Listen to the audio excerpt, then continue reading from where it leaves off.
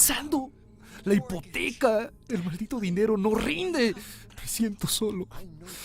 Lo sé porque lo siento. ¿Qué está tramando? Nunca me llama, nunca me dice nada. El estrés es un infierno para toda la gente. Aqueja nuestra mente, nos mantiene despiertos por la noche, nos desequilibra. Pero no siempre fue así. Alguna vez su propósito fue salvarnos. Para un mamífero normal, el estrés significa 3 minutos de terror en la sabana y luego lo superas. Pero todo cambió. Lo que alguna vez nos ayudó a sobrevivir se convirtió en el azote de nuestras vidas. Hoy, descubrimientos científicos en el campo y en el laboratorio prueban que el estrés no es un estado mental, sino algo que se puede medir y que es peligroso. No es un concepto abstracto. No es algo que se deba dejar para después. Es algo que se debe atender enseguida. En algunos de los lugares más inesperados, los científicos revelan lo letal que puede llegar a ser el estrés. El estrés crónico puede ser algo tan poco sutil y grotesco como matar algunas de las células de tu cerebro. El estrés puede afectarnos profundamente. Puede encoger nuestro cerebro, acumular grasa en nuestro estómago e incluso deshacer nuestros cromosomas. Estrés, salvador, tirano, plaga. Se revela su verdadera identidad.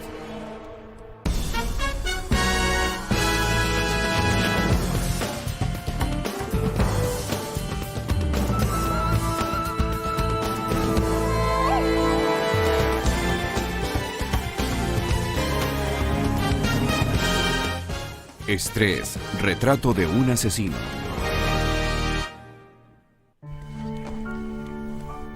Todos tenemos una relación personal con el estrés, pero poco sabemos cómo opera dentro de nosotros.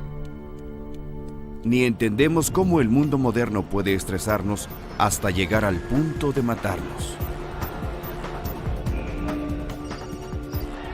Poco sabemos qué podemos hacer al respecto.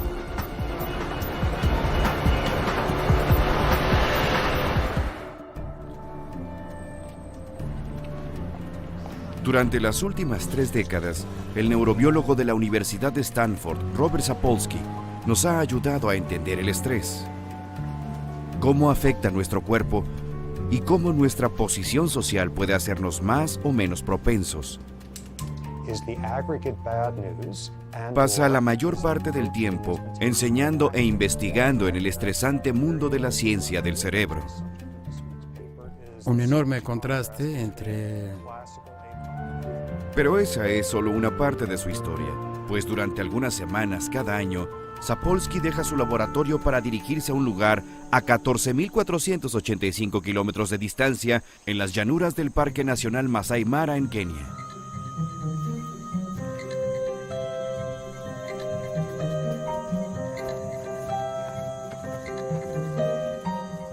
Robert Sapolsky vino por primera vez a África hace más de 30 años por una corazonada. Creía que podía averiguar más sobre el estrés y las enfermedades de los humanos estudiando a los animales. Y sabía bien cuáles animales.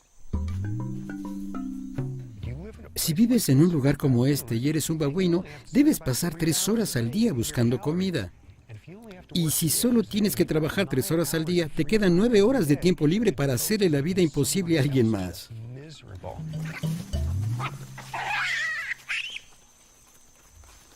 Su estrés no se debe a que los leones los persiguen. Se estresan entre ellos mismos. Su estrés se debe al tumulto psicológico y social creado por su propia especie. Son el modelo perfecto para las enfermedades occidentales relacionadas con el estrés. Para determinar el daño que el estrés estaba causando, Sapolsky deseaba observar por primera vez a estos babuinos salvajes a nivel celular. Para hacerlo, tenía que tomar una muestra de sangre de una forma inusual. Básicamente lo que haremos es anestesiar al babuino sin que sepa con qué propósito. No queremos que haya factores externos que le provoquen estrés. No se trata de subirse al jeep y perseguir al babuino durante 3 horas para agotarlo y luego lanzarle un dardo con anestesia.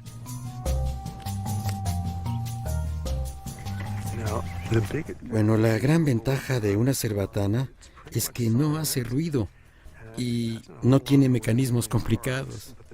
Pero la desventaja es que no lanza muy lejos. Bueno, pues aquí estamos. Pasamos mucho tiempo intentando no asustar a los babuinos. Hey, Lady, bien. Hey, se está tambaleando. Ya cayó. Robert mide los niveles de hormonas de cada una de las muestras de sangre, fundamental en la respuesta al estrés.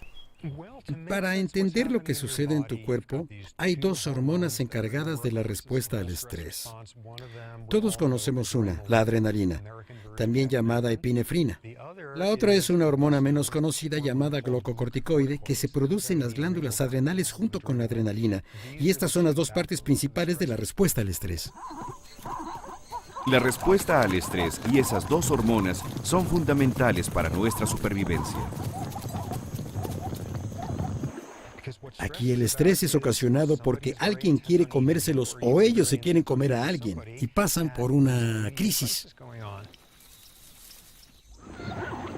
Cuando corremos para salvar la vida, lo básico es lo más importante.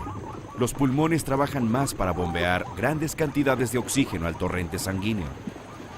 El corazón se acelera para bombear ese oxígeno a todo el cuerpo para que los músculos respondan de inmediato.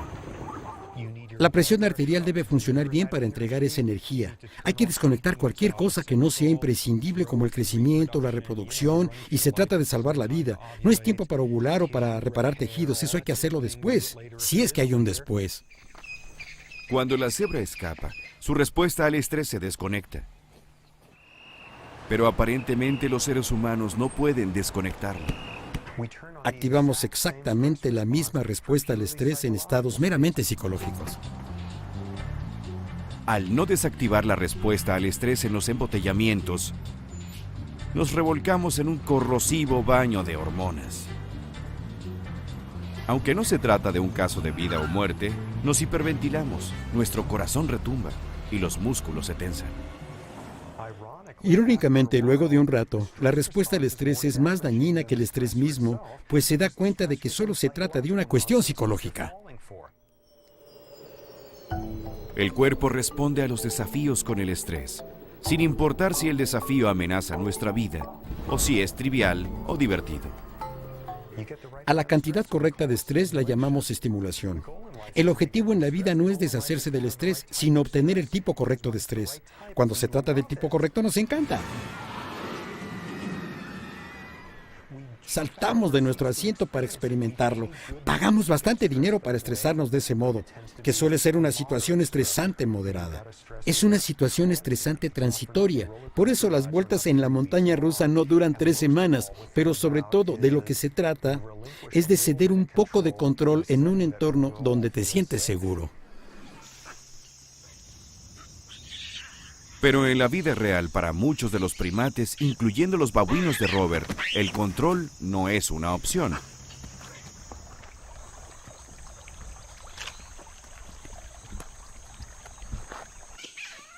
Ahí tienes a un macho grande que pierde una pelea y persigue a un joven.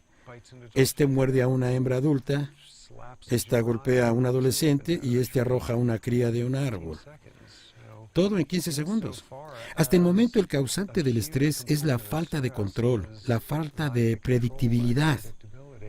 Si tú estás sentado ahí observando una cebra y si alguien que pasa por ahí tiene un mal día, te dará una paliza. Es psicológicamente estresante para los que tienen una posición inferior en la jerarquía. Una de las primeras revelaciones de Robert fue identificar el vínculo entre el estrés y la jerarquía de los babuinos. Algunos grupos de babuinos tienen más de 100 miembros. Al igual que nosotros, han desarrollado cerebros grandes para navegar en las complejidades de las sociedades grandes. La supervivencia en este lugar requiere algo de sentido común cuando los machos más agresivos y maliciosos suben de categoría y obtienen todas las ventajas. Las hembras comen todo lo que pueden. Y hay muchos competidores. Cada macho sabe cuál es su lugar en la sociedad, quién lo puede torturar, a quién puede torturar él y a quién puede torturar el torturado. Confesar esto después de 30 años es algo terrible, pero en realidad no me gustan tanto los babuinos. Claro, a lo largo de los años me he encariñado con algunos, pero hay algunos de lo peor. Son maquiavélicos, traicioneros y se portan horribles con los demás. Así que son muy útiles para mis estudios científicos. Yo no estoy aquí para convivir con ellos, son perfectos para mis investigaciones. Hace 22 años, a la edad de 30 años, Sapolsky obtuvo, gracias a sus investigaciones, la beca de genio de la Fundación MacArthur. Sus primeros trabajos, la medición de hormonas de estrés en la sangre extraída, dieron paso a dos importantes descubrimientos. La categoría del babuino determina el nivel de hormonas de estrés en su sistema. Así que, si se trata de un macho dominante, el nivel de hormonas de estrés es bajo. Si se trata de un babuino sumiso, es mucho más alto. Hubo un hallazgo aún más revelador. En la muestra de Sapolsky, los de mejor jerarquía tenían el ritmo cardíaco elevado y la presión arterial alta. Esta era la primera vez que alguien relacionaba el estrés con el deterioro de la salud de un primate en su hábitat natural. Básicamente, si eres un babuino poco sano y estresado, lo que es muy común, con presión arterial alta, niveles altos de hormonas de estrés, un sistema inmunológico que no funciona bien, tu sistema reproductivo es más vulnerable. La química de tu cerebro tiene algunas similitudes con lo que se ven en las personas con depresión. Y estas cosas no son vaticinadores de la vejez.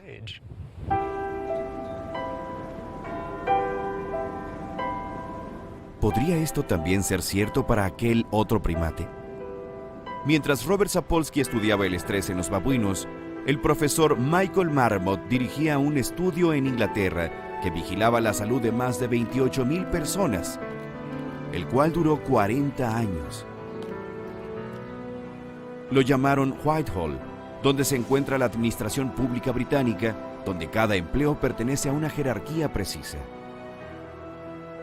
El laboratorio perfecto para determinar si en los humanos hay una conexión entre las categorías y el estrés. Hay que referirse al estrés como estrés agudo y estrés crónico. Creo que en esta organización yo he estado bajo estrés crónico, simplemente porque soy como un gallo en corral ajeno. Kevin Brooks es un abogado que trabaja para el gobierno. Su categoría es de 7. Eso significa que tiene poca jerarquía en su departamento. Es un subordinado.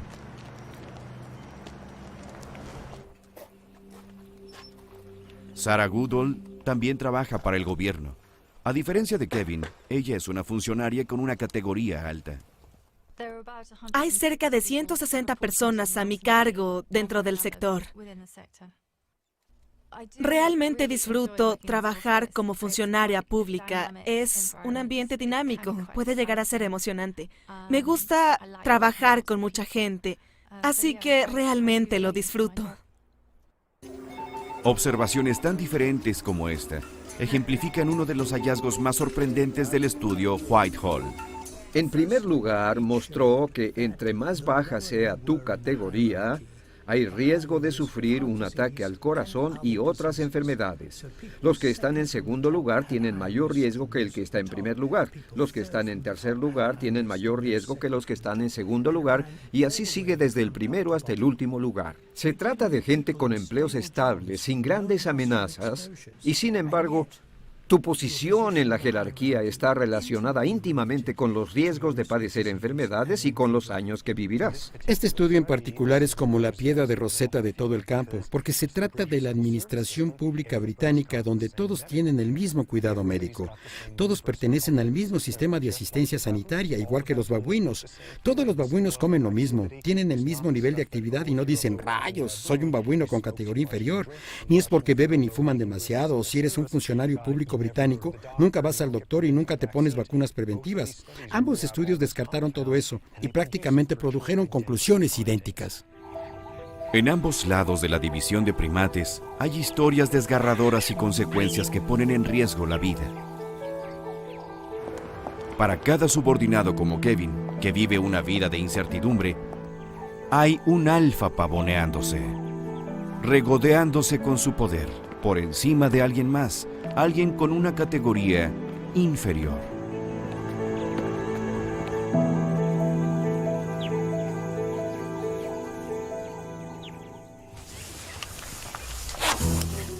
Ah, le diste. 12:46. ¿Ves dónde está el dardo? Sí, lo veo. Bien, ¿cuál creen que tiene una categoría superior? El nuestro. Sí, así es. Con cuidado, espero que el otro no lo moleste. Robert trajo a su familia a África este año. Su esposa, la neuropsicóloga Lisa Sher Sapolsky, también ha hecho una extensa investigación con los babuinos. Por primera vez, trajeron a sus hijos con ellos, Benjamin y Rachel. ¿Estará realmente dormido?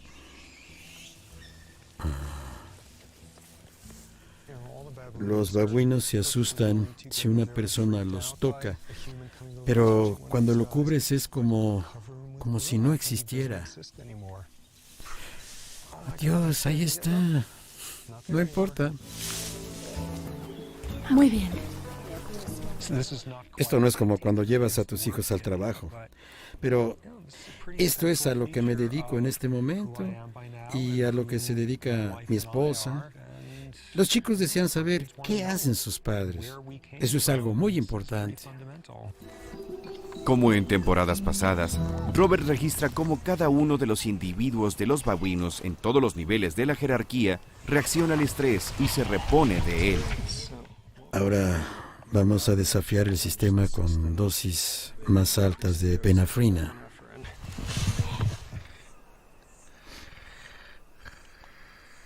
La sangre recoge de inmediato la respuesta al estrés del babuino, signos vitales que pueden ser congelados perpetuamente. Es como un almacén del que podrías obtener información. Tengo muestras de sangre congeladas de hace 30 años y nunca se sabe cuándo surgirá una nueva hormona u otra cosa. Y es entonces cuando hay que sacar y mirar esas muestras de cuando Jimmy Carter era presidente. 150 y 25. Anticipar el largo alcance del estrés es una idea reciente, pues cuando Robert tenía la edad de Rachel, los científicos creían que el estrés era causado solo por un gran problema. Los dolores de estómago que describe, los ruidos y el ardor, esos son claros síntomas de una úlcera gástrica. Hace 30 años, lo que nos venía a la mente cuando se mencionaba el estrés eran las úlceras. Estrés, úlceras, estrés, úlceras. Esa fue la primera enfermedad relacionada con el estrés y se descubrió hace 7 años. Lo que quiero que haga es que trabaje en su actitud. ¿Mi actitud? Así es. Las úlceras surgen a causa de sentimientos erróneos. Debe ser honesto con usted mismo respecto a lo que siente. Será mejor que busque otro doctor. La conexión entre el estrés y las úlceras era la idea que dominaba en la medicina hasta mediados de los 80. Luego, investigadores australianos identificaron una bacteria como la causa principal de las úlceras. Esto acabó con todo el campo. No tenía nada que ver con el estrés. Se trata de un desorden bacterial. Apuesto que la mitad de los gastroenterólogos de todo el mundo salieron a celebrar esa noche cuando lo escucharon. Debió ser una gran noticia. Ya nunca más tendría que preguntarles a sus pacientes si se sentían estresados porque no tenía nada que ver con el estrés. Se trata de un desorden bacterial. La solución ya no sería el manejo del estrés. Ahora podría ser algo tan simple como una píldora. Fue un gran avance. El estrés no ocasionaba las úlceras. Caso cerrado. Pero pocos años después, la investigación dio un nuevo giro. Los científicos descubrieron que la úlcera que causaba bacteria no era algo único. De hecho, 2/3 de la población del mundo la tiene. Entonces, ¿por qué solo una fracción de esas personas desarrollan úlceras? La investigación reveló que cuando el cuerpo está estresado, comienza a desconectar los sistemas no esenciales, incluyendo el sistema inmunológico. Y quedaba claro que si el sistema inmunológico se desconecta, Las bacterias del estómago pueden causar estragos. El estrés impide que el cuerpo repare las paredes del estómago cuando se comienza a descomponer debido a esta bacteria.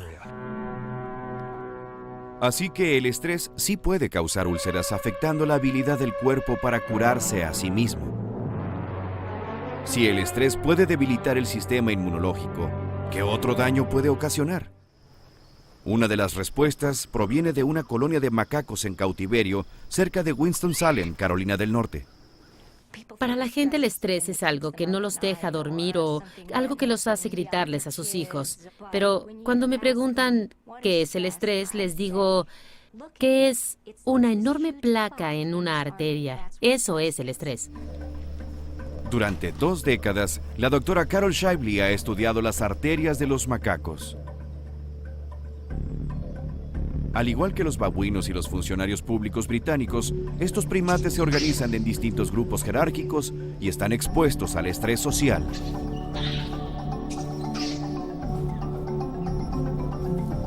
Las hormonas del estrés pueden provocar una intensa y negativa respuesta cardiovascular, latidos fuertes y un incremento en la presión arterial. Así que si el estrés sigue a las categorías, el sistema cardiovascular de un macaco de alto rango, digamos que es un macaco director ejecutivo, ¿sería diferente que el de su subordinado? Cuando Shibley observó las arterias de un macho dominante, uno con un historial mínimo de estrés, sus arterias estaban limpias. Pero las arterias de un subordinado nos muestran algo muy diferente. La arteria de un subordinado tiene más aterosclerosis que la arteria de un dominante. El estrés y el fluido de hormonas resultantes incrementó la presión arterial, dañando las paredes de la arteria y convirtiéndola en un depósito de placa. Así que cuando te sientes amenazado, tus arterias no se expanden y no llega suficiente sangre al músculo del corazón y eso puede ocasionar un ataque al corazón. Este no es un concepto abstracto, no hay que dejarlo para después. Hay que atenderse de inmediato porque está afectando el funcionamiento de tu cuerpo. El estrés que tengas hoy afectará tu salud mañana y en un futuro. El estrés social y psicológico, ya sea en humanos, en macacos o en babuinos, puede obstruir nuestras arterias, restringir el fluido sanguíneo, arriesgar la salud de nuestro corazón. Y ese es solo el comienzo del mortal recorrido del estrés.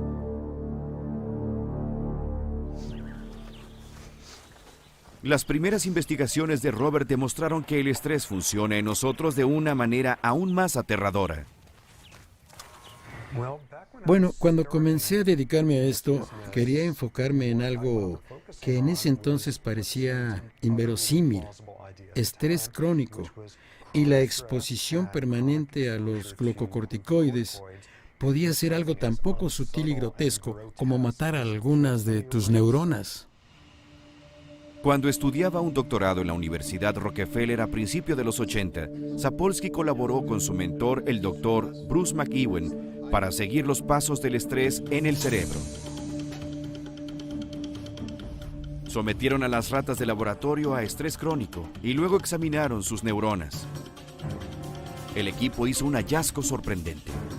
Mientras las neuronas de ratas normales tienen dendritas largas, las neuronas de las ratas con estrés son mucho más pequeñas. Lo más interesante de esto fue la parte del cerebro en la que ocurría esto, el hipocampo. Si tomas clases de introducción a la neurobiología, lo que te enseñará es que el hipocampo se relaciona con la memoria y el aprendizaje. El estrés en estas ratas encogieron la parte de su cerebro responsable de la memoria. El estrés afecta a la memoria en 2 formas. El estrés crónico, que puede cambiar los circuitos del cerebro. Esto nos hace perder la habilidad para recordar las cosas de forma correcta. Un estrés muy severo puede tener otro efecto. A menudo decimos que el estrés nos atonta, nos deja pensar. A veces durante un periodo corto de tiempo, como que se nos dificulta, no podemos recordar cosas que sabemos perfectamente. Además de debilitar nuestra salud, el estrés puede hacernos sentir realmente miserables. Carol Shibley se propuso averiguar por qué. Comenzó no con la miseria, sino con el placer. Shively sospechaba que había un vínculo entre el estrés y el placer, y nuestra posición en la jerarquía social. Al igual que el estrés, el placer está relacionado con la química del cerebro. Cuando el neurotransmisor llamado dopamina es liberado en el cerebro, se adhiere a los receptores, emitiendo señales de placer.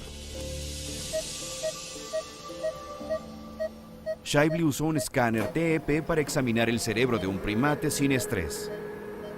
Nuestro director ejecutivo, primate. Lo que vemos es que en los cerebros de los monos dominantes se puede ver mucha dopamina en esta área, la cual es importante para sentir placer y sentirse recompensado. Shively luego analizó los cerebros de los subordinados. Descubrimos que los cerebros de los monos subordinados se ven muy opacos porque hay menos adherencia en los receptores. ¿Por qué? ¿Qué sucede en esta área del cerebro? Cuando hay menos dopamina, todo lo que normalmente te produciría placer es menos placentero. El sol no te parece tan brillante, la hierba no te parece tan verde y la comida no te sabe tan bien debido a la forma en la que está funcionando tu cerebro, y esto debido a que tu posición en la jerarquía social es inferior. Una de las características de una categoría inferior es ser de categoría inferior. Esa característica se vuelve más fuerte cuando se trata de humanos. No es solo pertenecer a un nivel inferior o ser pobre, sino sentirse de un nivel inferior y sentirse pobre. Y la forma más efectiva en la que la sociedad te hace sentir como basura es recordarte una y otra vez de lo que careces. Richmond, California, una ciudad donde los extremos de la sociedad se pueden ver desde el auto. Esta es la ruta que regularmente toma el cardiólogo Jeffrey Riederman. Se puede aprender mucho sobre la aflicción de la gente y sobre la salud al visitar los vecindarios. En este vecindario la expectativa de vida es muy buena. La mayoría de la gente es muy saludable, pero conforme subimos la colina, la gente es mucho menos privilegiada. Cuando hacemos la transición, el estatus social comienza a bajar e igualmente los resultados de salud en esas áreas son peores. Esta gente no tiene la misma forma de vida que la gente del área de clase media por donde pasamos. La gente está en guardia, vigilante. Su vida es más estresante. En esta comunidad la gente produce muchas hormonas de estrés y con el tiempo esto trae consecuencias. Uno de los pacientes del Dr. Jeffrey Riederman es Emmanuel Johnson, de 65 años. Es orientador vocacional en uno de los vecindarios más peligrosos de Estados Unidos. El año pasado tuvimos 47 homicidios y en los últimos 4 días hemos tenido 11 tiroteos y 3 muertes. Y sé que 9 de cada 10 veces será un pariente o alguien a quien los chicos conocen. Emmanuel Johnson tiene que pagar el precio de vivir constantemente con estrés. Hace 5 años sufrí un ataque al corazón, también soy diabético y tengo que lidiar con eso constantemente porque llevo 20 años trabajando en esto. Y es un empleo estresante. Con el paso de los años comencé a tener problemas con la presión arterial y el azúcar, pero el estrés ya estaba ahí desde antes. El cuerpo de Emmanuel Johnson tal vez nos quiera contar otro caso sobre el estrés. El estudio Whitehall en Inglaterra encontró un vínculo entre el estrés, nuestra posición en la jerarquía social y el aumento de peso. No solo es el aumento de peso, sino la distribución de ese peso. Si ese peso se acumula en el centro, está relacionado con nuestra posición en la jerarquía y esto quizá esté relacionado con el estrés crónico. Nos preguntamos si sucedía lo mismo con los monos porque ellos también se organizan en jerarquías y la respuesta fue positiva. Los monos subordinados tienden a acumular más grasa en el abdomen que los monos dominantes. Creo que la observación más sorprendente que he hecho en el laboratorio es la idea de que el estrés puede cambiar la manera en la que depositamos grasa en el cuerpo. La idea de que se pudiera alterar la forma en la que se distribuye la grasa en el cuerpo era algo muy extraño. Sapolsky, Shively y otros creen que el estrés puede ser un factor crítico en la epidemia mundial de la obesidad. Y algo peor, la grasa que se acumula debido al estrés es grasa peligrosa. La grasa que se acumula en el torso o en el vientre es peor que la grasa del resto del cuerpo. Se comporta de forma diferente, produce diferentes tipos de hormonas y químicos y afecta tu salud en forma diferente. Independientemente de lo que funcione para cada persona, debe darle importancia a la reducción del estrés. El problema con nuestra sociedad es que no le da valor a la reducción del estrés. De hecho, se le da valor a lo opuesto. Admiramos a la persona que hace varias cosas a la vez. No solo una cosa, sino 2 o 5 cosas. Y nos preguntamos, ¿cómo le hace? Esa es una forma de vivir muy estresante. Debemos cambiar nuestros valores y apreciar a las personas que entienden lo que es tener una vida equilibrada y serena.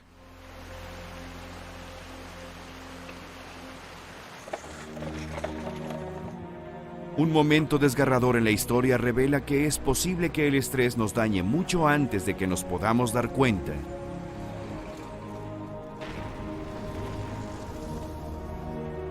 Holanda, finales de 1944. El brutal invierno y la ocupación despiadada del ejército conspiran para dejar sin comer al país. Se le conoce como la hambruna holandesa de 1944. Para los que sobrevivieron, estos son recuerdos aterradores. No tenía nada. Ya no podía alimentar a mi hijo. Estaba muy enferma y además tenía que cuidar a mi niño. Era algo terrible. Fui a la iglesia en Dama, a un lado del palacio, y le dije a la esposa del sacerdote que si se podía hacer cargo de mi hijo hasta que terminara la guerra. Ya no podría. La investigadora holandesa Tessa Roseboom ha escuchado muchos de estos trágicos recuerdos. Ella y su equipo deseaban saber si habían efectos prolongados. Roseboom sabía que nuestro cuerpo responde al hambre de la misma forma que responde a otras situaciones estresantes. Se propuso averiguar si los fetos de las mujeres embarazadas durante esos difíciles días pudieron ser afectados por el estrés. Gracias a los meticulosos registros que llevaban los holandeses, Roseboom pudo identificar más de 2.400 personas que pudieron haber sido afectadas. Ella y su equipo analizan la información de aquellos nacidos antes y después de la hambruna, y llegó a una sorprendente conclusión. Se puede decir que estos bebés estuvieron expuestos al estrés durante su vida fetal y hasta el día de hoy sufren las consecuencias, después de 60 años. Muchos de los niños de la hambruna holandesa aún viven. Todos tienen alrededor de 60 años. Muchos aún llevan las cicatrices de la guerra. Encontramos que los bebés concebidos durante la hambruna tienen más riesgo de sufrir enfermedades cardiovasculares, son más receptivos al estrés y generalmente su salud es más precaria que la de aquellos que nacieron antes o después de la hambruna. Los investigadores creen que las hormonas de estrés en la sangre de la madre provoca un cambio en el sistema nervioso del feto cuando padece hambre. Este fue el primer encuentro del feto con el estrés. 6 décadas después, los cuerpos de los niños de la hambruna holandesa no lo han olvidado. Sabemos que no solo se trata del almacenamiento de células grasas ocasionado por sucesos como este. También es la química del cerebro, tu capacidad para estar alerta, tu capacidad para responder al estrés de la mejor manera y no de la peor manera. Qué tan fácil te deprimes, qué tan vulnerable eres a los desórdenes psiquiátricos. Hablamos de que las experiencias de estrés anteriores pueden dejar una huella muy desagradable. Si hubiera podido elegir, definitivamente no habría elegido ser bipolar, pero ahora que lo soy, tengo que vivir con ello. Me es muy difícil ser flexible. Me enojo con muchísima facilidad. El fenómeno de la hambruna holandesa de 1944 nos dice que la experimentación de diferentes ambientes comienza antes de nacer y que los ambientes adversos y estresantes pueden dejar huellas y cicatrices que pueden durar toda la vida.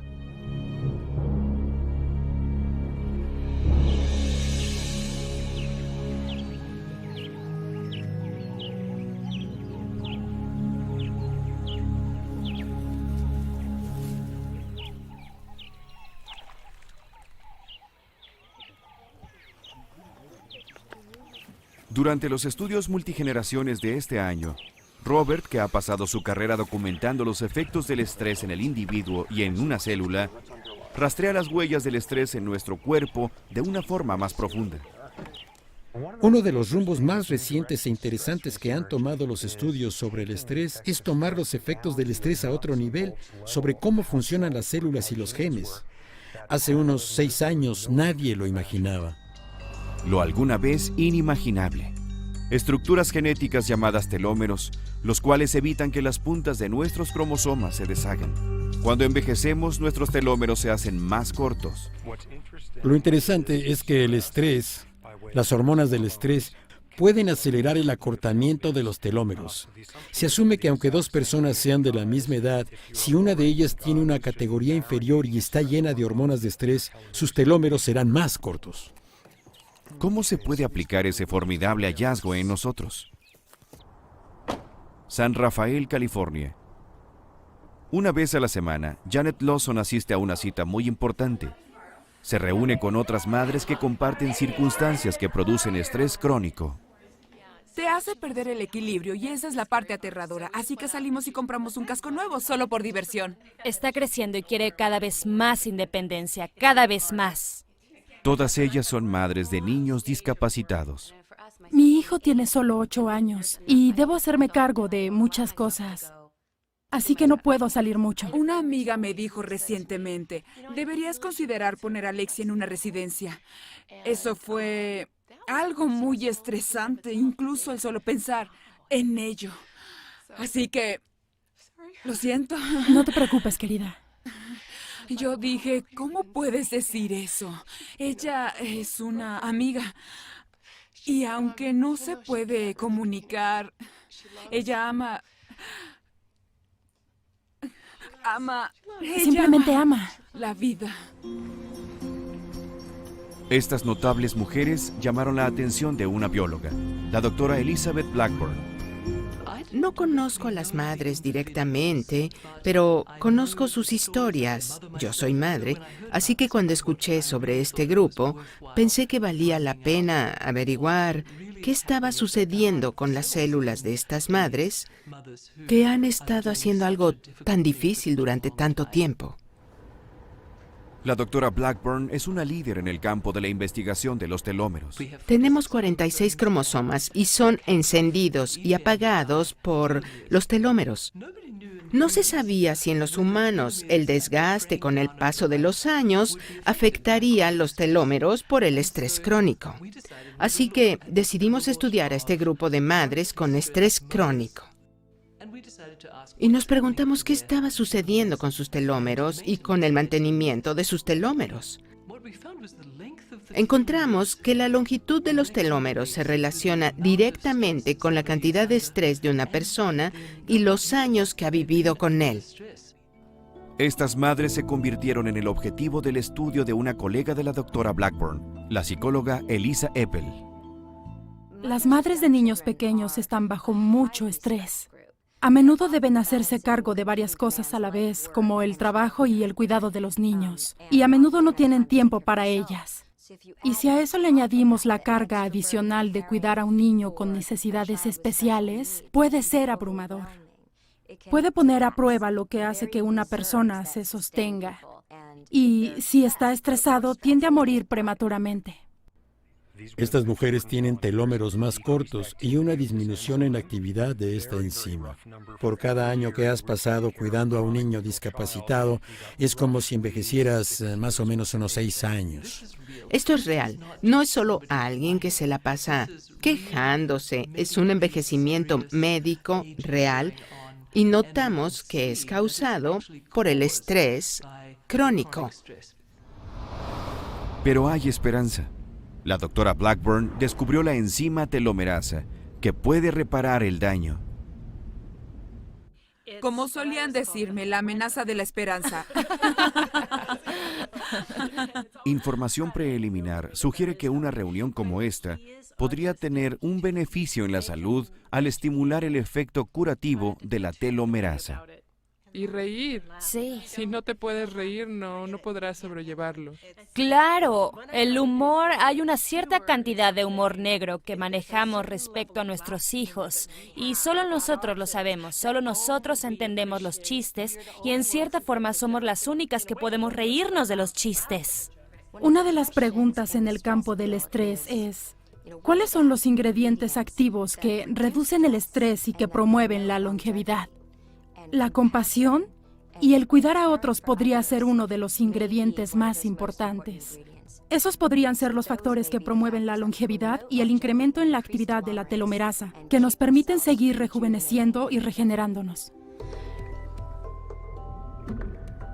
Tal vez ayudar a otros y conectarnos con otros puede ayudarnos a curarnos y tal vez a vivir una vida más larga y saludable. Hace 20 años, Robert se encontró con esta idea por primera vez. El primer grupo al que estudió, los babuinos de los que se sentía más cercano y sobre los que había escrito libros, sufrieron una calamidad.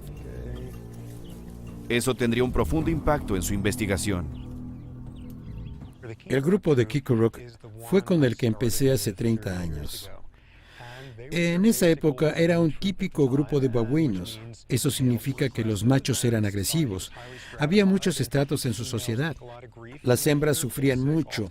Era el típico grupo de babuinos. Pero hace unos 20 años, algo horrible y científicamente muy interesante le ocurrió a ese grupo. El grupo de Kikorok se comió la basura de un contenedor de un popular hotel turístico. Fue un golpe mortal. La basura contenía carne infectada con tuberculosis. El resultado, casi la mitad de los machos del grupo murió. No sin razón, me deprimí y me enojé mucho por lo que había ocurrido. Cuando tienes 30 años, puedes gastar tus emociones en un grupo de babuinos. Había muchos sentimientos ahí. Parecía que una década de investigación se había perdido. Pero luego hizo una curiosa observación sobre quién había muerto y quién había sobrevivido. Los que murieron no murieron al azar. Si eras agresivo en ese grupo y si no estabas relacionado socialmente, si no pasabas tu tiempo con los demás o acicalándote, si eras esa clase de macho, morías. Todos los machos alfa murieron. El grupo de Kikorok se transformó. Y quedaron más hembras que machos, y los machos que quedaron, podríamos decir que eran buenos chicos. No eran agresivos, se portaban bien con las hembras, eran muy sociables, y eso transformó completamente la atmósfera del grupo. Cuando los babuinos machos llegan a la adolescencia, normalmente abandonan su grupo y finalmente encuentran otro grupo. Cuando los nuevos adolescentes entran a un grupo, actúan de la misma forma grosera que cualquier otro adolescente macho del planeta, y les toma unos 6 meses aprender que en ese grupo no actúan así, que no son tan agresivos, que pasan más tiempo expulgándose unos a otros, que los machos se portan bien con otros machos y que no deben agredir a las hembras si están de mal humor. Les toma unos 6 meses asimilar el estilo. Los babuinos tienen cultura. En este grupo en particular hay muy pocos niveles de agresión y altos niveles de sociabilidad, y siguen igual después de 20 años. La tragedia le proporcionó a Robert una lección fundamental. No solo acerca de las células, sino de cómo la ausencia de estrés puede afectar a una sociedad. ¿Tienen estos chicos los mismos problemas de presión arterial alta? No.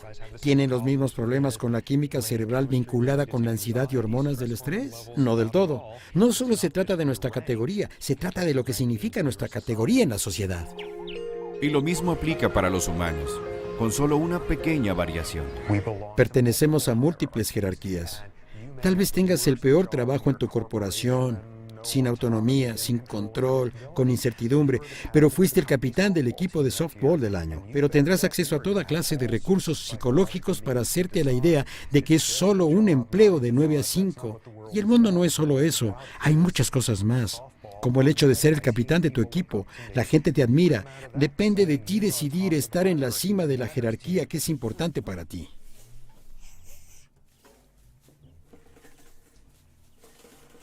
Eso funcionó. Hay mucho excremento de babuino que, bajo las circunstancias y experimentos correctos, sería una mina de oro. Desafortunadamente ahora es solo una jaula que tengo que limpiar.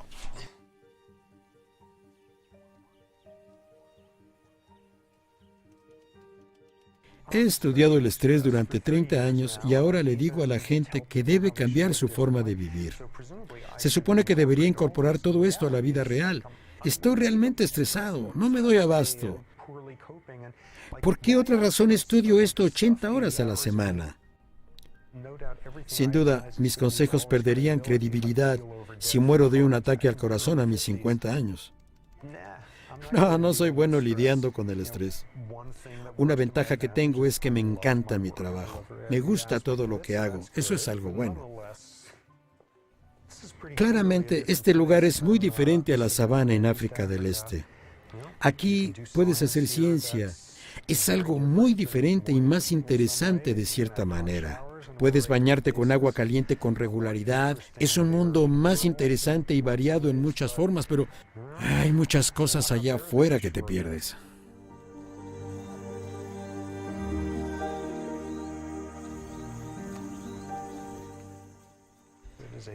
Es un lugar milagroso donde cada comida sabe delicioso y donde estás 10 veces más consciente de cada sensación. Es difícil venir aquí todos los años y no cambiar tu metabolismo. Aquí soy más extrovertido, soy más feliz. Es difícil no serlo aquí.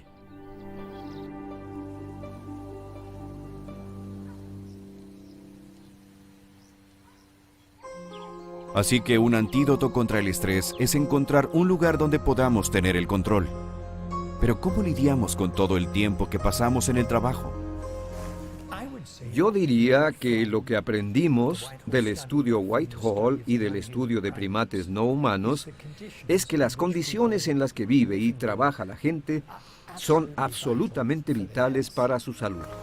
La funcionaria pública Sarah Woodhull disfruta los beneficios de tener el control. No creo sufrir de estrés. No trabajo 100 horas a la semana.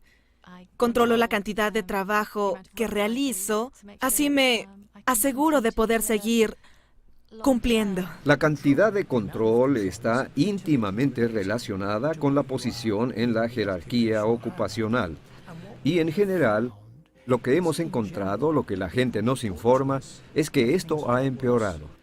Que la cantidad de estrés causado por el trabajo incrementa la tasa de enfermedades también. Cuando la gente nos reporta que tiene más control, que se les trata mejor, con más justicia en el trabajo, que las cosas mejoran, las enfermedades disminuyen. He sido muy afortunada. Nunca he tenido problemas de salud. Pero no todos son tan afortunados.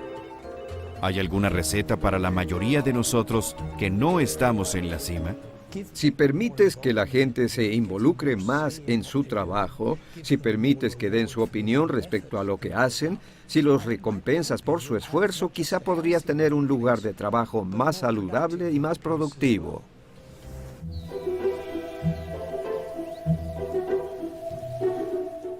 ¿Quién hubiera imaginado que los babuinos de Robert nos mostrarían una utopía libre de estrés? Esto podría sonar un poco extravagante, Pero creo que lo que intentamos es crear una mejor sociedad. Las implicaciones tanto de los babuinos como de los funcionarios públicos británicos, ¿cómo podemos crear una sociedad que tenga las condiciones que le permitan a la gente crecer? De eso es de lo que se trata, de crear una mejor sociedad que promueva el crecimiento de las personas. Los babuinos le han enseñado a la persona promedio a no morder a alguien solo porque tuvo un mal día, a no comportarse mal. La afiliación social es algo muy importante si es que alguien vive en un mundo donde domina la ambición, la competitividad y todo ese tipo de cosas que se consideran importantes. Una de las formas más importantes de socializar es dar en lugar de recibir. Todas esas cosas hacen que el mundo sea mejor.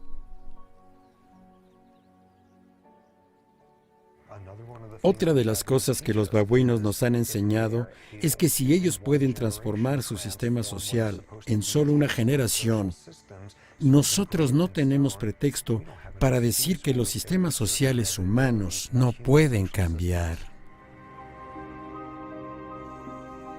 La pregunta que surge del trabajo de toda una vida de Robert: